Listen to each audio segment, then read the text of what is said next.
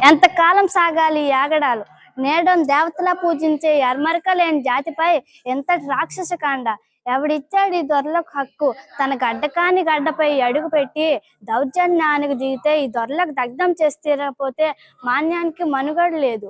నిత్యం చచ్చే కన్నా వీరునిగా పోరాడి చావడం యుక్తం.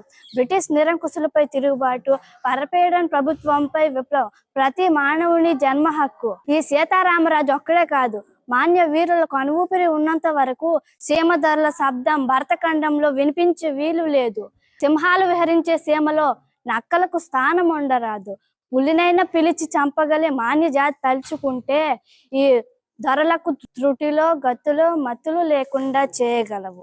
3 నెలల బిడ్డను కట్టుకొని స్వాతంత్ర పోరాటం స్థాపిన ఝాన్సీ లక్ష్మియే మనకు విప్లవ స్ఫూర్తి.